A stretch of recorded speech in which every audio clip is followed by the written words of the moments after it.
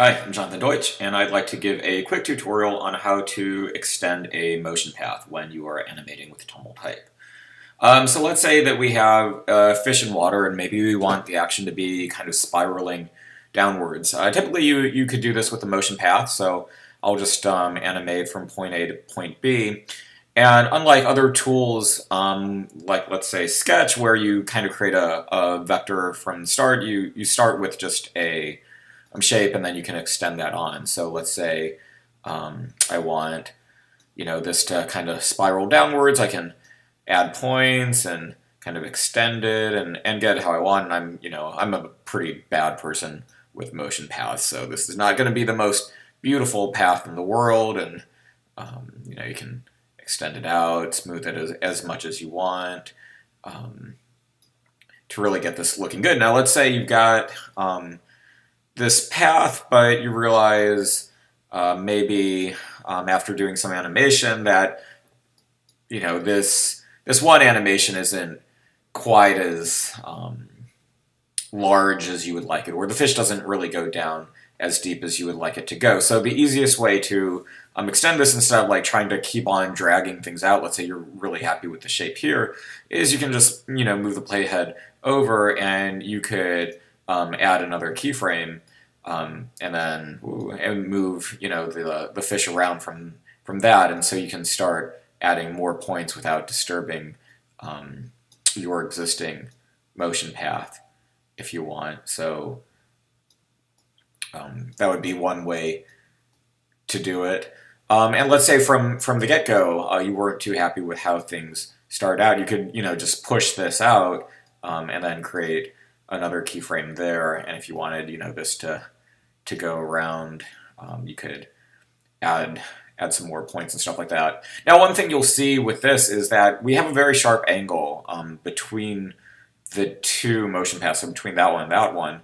And the dirty little secret of height motion paths is that the starting and end points actually do have control points. So if you hold down the Option key, you can extend out a control point and kind of smooth it out. So if we're over here, we can smooth that out and get it so that they really look like they're connected together.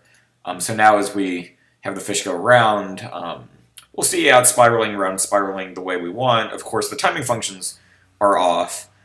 So in this case, probably what I'll want to do is just select everything. I can make it a linear timing function. So now as it goes, it's going to spiral around.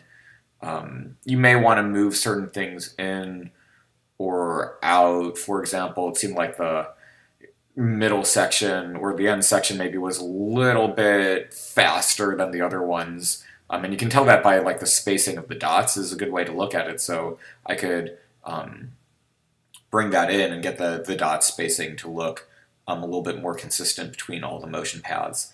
And of course, in this case, I may also want the fish to kind of ease in and out. So on the first segment, right here, I could say, make that an ease in.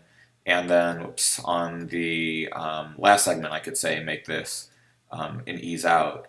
So now we should get like a really nice timing as it starts slow, then ends. I think maybe it's more effective if the whole thing is a bit longer. You can see it, but now we get a nice like kind of spiraling.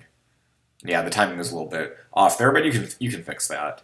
And maybe the final thing to do for this effect specifically could be as it's going downwards, you could change the scale down a little bit so it looks like it's gaining depth. So whoops, yeah, you could.